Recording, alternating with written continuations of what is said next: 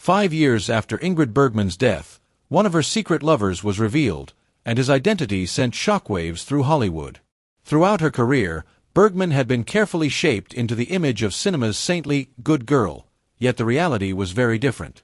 Her scandalous affair with director Roberto Rossellini once outraged the entire United States, turning public opinion sharply against her. Even after her passing, secrets from her past continued to surface, slowly threatening to shatter the image and legacy she left behind. Ingrid Bergman was born on August 29, 1915, in Stockholm. Tragedy entered her life early when her mother died while Ingrid was only 2 years old, leaving her father to raise her alone. A talented painter and photographer, he introduced Ingrid to the camera at a young age, and she grew accustomed to standing in front of the lens. He had high hopes for his daughter, dreaming that she would become a star, and even guided her toward an operatic future by enrolling her in 3 years of vocal training. However, when she was sent to a girls' school, Ingrid struggled to fit in. She did not stand out, was not popular, and did not excel academically. Loneliness gradually took hold of her fragile childhood. Then, at the age of 14, tragedy struck again when her father died from stomach illness, leaving Ingrid Bergman completely alone and setting the stage for a life filled with brilliance, controversy, and secrets that would continue to emerge long after her death. Just 1 year after her father's death from cancer, Ingrid Bergman turned her love for acting into action. She found work as an extra at a film studio and was astonished to discover that she could earn money while genuinely enjoying herself at the same time. For her, it felt like a dream come true.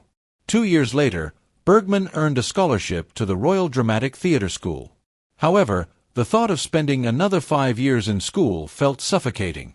Her mind kept drifting back to the joy she had experienced on the movie set. So when she finally landed her first speaking role, she accepted it without hesitation, ignoring the advice of her teachers. She was eager to start truly living, and above all, her ambition ruled supreme. At the age of 21, Ingrid Bergman made a surprising decision and married Peter Lindström, a dentist.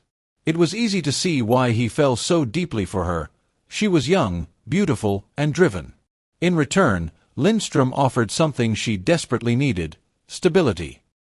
In 1938, Bergman welcomed her first child, Pia. Yet even with a steady film career in Sweden and what appeared to be a balanced family life, she felt a persistent longing inside her, as if something greater was still calling her beyond the life she had built. She was never satisfied with standing still. Ingrid Bergman always kept her eyes fixed on the horizon, forever craving the next great challenge. For her, that challenge was America. In 1939, with just a single suitcase in her hand, the 24-year-old Bergman arrived in Los Angeles, filled with excitement and uncertainty as she prepared to begin an entirely new chapter. Hollywood producer David O. Selznick had seen her performance in the Swedish film Intermezzo and was convinced she was perfect for the English-language remake. Although thrilled by this once-in-a-lifetime opportunity, Bergman fully expected that once filming ended, she would be sent straight back to her husband and young daughter. Instead, something entirely unexpected happened. Her first American film became an immediate sensation, and critics were captivated by the striking newcomer. Suddenly, there was no returning to Sweden. Bergman had arrived in Hollywood without knowing a word of English, yet somehow she overcame every obstacle in her path. It wasn't long before she realized that Hollywood wanted to reshape her image and mold her into something entirely different. Bergman refused to comply. At a time when so many starlets were carefully manufactured to perfection, she stood out by remaining true to herself. Her natural beauty and unpolished simplicity felt refreshing, and at first, it worked in her favor. She was repeatedly cast as the wholesome good girl or the innocent countrywoman. But with a fiery spirit like Bergman's, those roles soon felt limiting. By 1941, she was once again being offered a gentle, feminine role in Dr. Jekyll and Mr. Hyde. This time, Bergman pushed back, pleading with the studio to let her play the bad girl instead. Against expectations, the studio agreed. For the first time, Ingrid Bergman would step into the role of a seductress, a daring shift that promised to reveal an entirely new side of her on screen, and one that would change how audiences saw her forever. What happened went far beyond anything audiences saw on screen. Behind the scenes, something far more scandalous was unfolding. Ingrid Bergman was not opposed to seeking excitement outside her marriage, and throughout the 1940s she became involved in a series of passionate affairs with several prominent directors and actors. It began quietly on the set of Dr. Jekyll and Mr. Hyde, where Bergman and Spencer Tracy reportedly shared a brief but intense romance. Yet that encounter was only the beginning. While Bergman was chasing her dream in Hollywood, a very different reality waited for her elsewhere. Her husband, Peter Lindstrom, and their daughter Pia eventually joined her in America, first settling in New York and later in San Francisco. Whenever her demanding schedule allowed, Bergman tried to divide her time between film sets and family life. But as the years passed, it became impossible to ignore the truth. She was living a dazzling double life, one that was slowly tearing her family apart. Lindstrom had little tolerance for Hollywood's glitter and excess and grew increasingly resentful of his wife's profession, which he viewed as superficial and self-indulgent. As Bergman's fame soared, he felt she became more vain and self-absorbed, drifting further away from the woman he once knew. She was a restless free spirit, while Lindstrom was rigid, disciplined, and frugal. The gap between them widened with every success, until the moment he finally discovered what she had been hiding, a revelation that would shatter their marriage beyond repair. Her constant infidelity eventually became impossible to ignore. Yet her husband had no intention of pursuing a divorce. Bergman was earning a fortune, and the money kept flowing. As the steady, practical head of the household, he continued to manage her finances and quietly guide her career. With his indifference granting her freedom, Bergman broke hearts at the highest levels of Hollywood, and her rise to stardom only accelerated. In 1942, she secured what would become her most famous role, Ilsa in Casablanca, opposite Humphrey Bogart. Although the film would go on to be hailed as one of the greatest ever made, it was never among Bergman's personal favorites. The following year, she starred in For Whom the Bell Tolls. When Ernest Hemingway's novel was sold to Paramount Pictures, the author made one firm demand: Ingrid Bergman, and no one else, must play the role. Her performance earned her an Academy Award nomination, and the heart of her leading man, Gary Cooper. Bergman, however, guarded her emotions closely. Cooper learned this painfully. He fell deeply in love with her during filming, but their brief affair was never meant to last. Years later, Cooper admitted, "No one ever loved me more than Ingrid Bergman, but the day after filming ended, I couldn't even get her on the phone." She remained elusive and enchanting, leaving disappointment in her wake, a mere hint of the scandal still to come. Of all the roles Bergman longed to play, Joan of Arc stood above the rest. The strength and conviction of the character resonated deeply with her, and it became her ultimate dream role. The problem was simple. No one was making a film about Joan of Arc. In 1946, fate intervened when Bergman starred in Joan of Lorraine at New York's Alvin Theater. The play's unprecedented success became a crucial stepping stone, and her powerful Broadway performance ultimately won her the coveted role in the 1948 film Joan of Arc. She poured everything into the production, even investing her own money. Sadly, the result was bitter disappointment. Though she received another Academy Award nomination, the film failed to meet expectations, and Bergman soon found herself at the center of controversy. Her descent into public disgrace began quietly. Growing weary of Hollywood and trapped in a hollow marriage, Bergman searched for her next great adventure. That search led her to the work of Italian director Roberto Rossellini. After watching Rome, Open City, she felt she had encountered true artistic brilliance. Completely captivated, Bergman wrote Rossellini a letter that would change her life forever. At the height of her career, she reached out with a simple but bold declaration. She wanted to make a film with him. When Ingrid Bergman left for Italy, she would not return to Hollywood the same woman, if she returned at all. When Ingrid Bergman arrived in Italy in 1949, she left her family behind, and unknowingly crossed a point of no return. From the moment she began working with Roberto Rossellini, her world was transformed. His filmmaking style was nothing like Hollywood's carefully controlled system. With Rossellini, rules simply didn't exist. In their first collaboration, Stromboli, even the leading man wasn't a professional actor but a member of the crew. Rossellini paid no attention to lighting or angles that made Bergman look glamorous. He filmed her however he pleased, valuing raw truth over beauty. The work was demanding, uncomfortable, and completely unfamiliar, but that was exactly why Bergman fell in love with it. Rossellini himself was intense, passionate, and untamed, and before Bergman realized it, she had fallen deeply in love with him. Affairs were nothing new to her, but this relationship was different.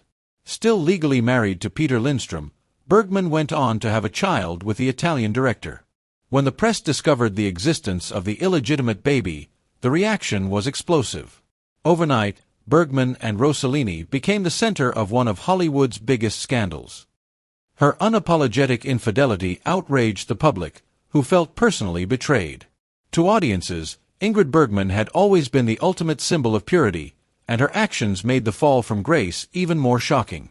The backlash reached extraordinary levels. Even American politicians joined the outrage. Senator Edwin C. Johnson publicly declared that under the law, no alien guilty of moral turpitude should be allowed to set foot on American soil again. He labeled Bergman a dangerous influence, condemning her not only as immoral but as a foreigner whose behavior fueled America's growing hostility toward immigrants. For Bergman, the rejection only hardened her resolve. She was more than ready to sever her ties with Hollywood entirely. But while she faced the storm head-on, it was her daughter Pia who bore the quiet, painful weight of the consequences, a cost of scandal rarely seen, but deeply felt. The absence of her mother left a lasting wound. With an ocean separating them, Pia could only follow Ingrid Bergman's life through newspaper headlines. When Bergman finally obtained a divorce from Peter Lindström, she wasted no time building a new world, one that no longer included her firstborn. The abandonment was undeniable, and what made it even more painful was how clearly Bergman seemed to embrace her new life. She devoted herself completely to Roberto Rossellini and their growing family. First came a son, Renato, followed in 1952 by twin daughters, Isabella and Isata Ingrid.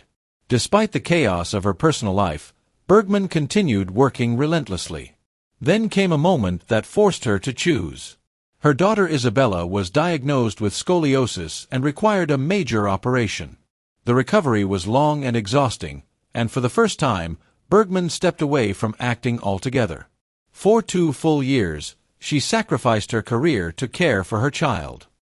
During that time, her early enthusiasm for Rossellini's avant-garde filmmaking began to fade.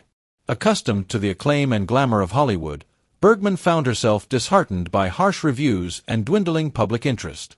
When Rossellini proposed touring Europe with the stage production Joan of Arc at the stake, she saw it as her chance to reclaim her place. But once again, hope turned to disappointment. Like many of his experimental ventures, the play failed to attract audiences or financial success.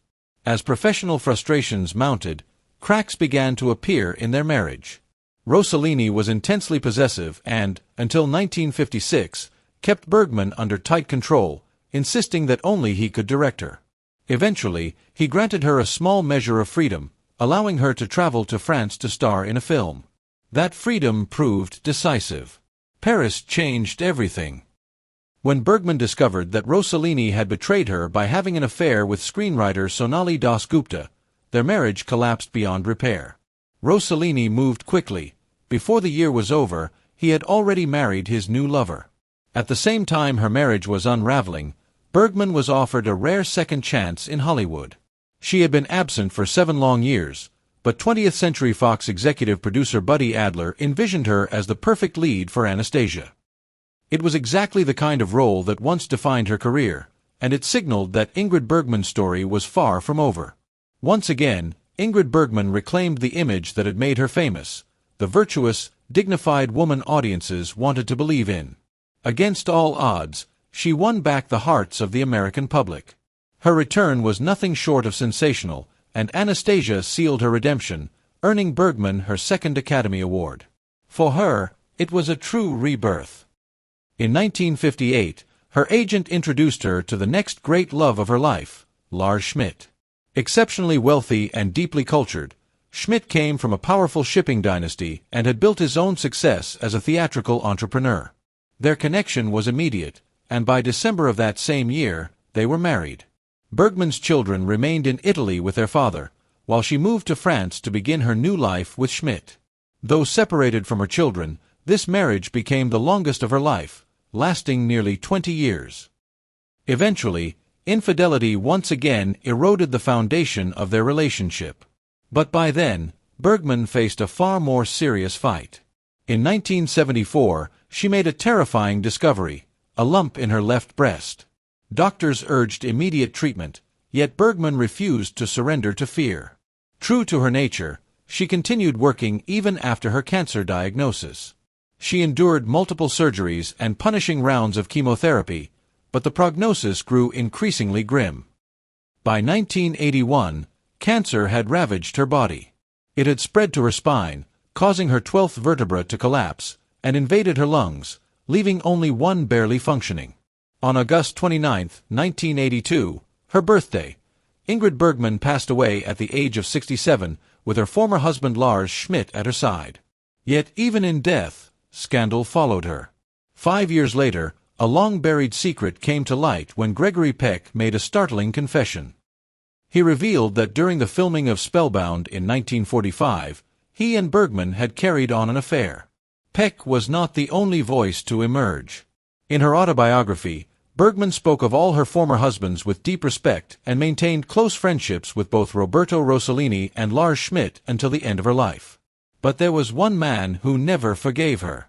Her first husband, Peter Lindström, still harbored resentment toward the woman who had left him, and he was determined to make sure the world finally heard his side of the story. Peter Lindström was determined to reveal what he called the real Ingrid Bergman, regardless of the damage it might inflict on her legacy. In the biography As Time Goes By, The Life of Ingrid Bergman, Lindström spoke openly, exposing what he claimed were some of the harshest truths about their marriage. According to him, Bergman once coldly declared, "I am only interested in two kinds of people, those who can entertain me and those who can advance my career." He held nothing back, providing the biographer with details that painted a far less flattering portrait of the woman the world had adored. As if that were not enough, Lindström went even further. The biography alleged that Bergman drank heavily, smoked constantly, and carried on affairs with countless men. In doing so, her former husband delivered his final, bitter revenge, one she would never live to confront. He accused her of abandoning her children and relentlessly placing her ambition above her family. Yet despite every accusation and scandal laid bare, no tell-all account could erase one undeniable truth. Ingrid Bergman was an extraordinary talent, a force of nature on screen, and unquestionably one of the greatest actresses of all time. Her flaws were human, her brilliance immortal, and long after the controversies faded, her legacy endured.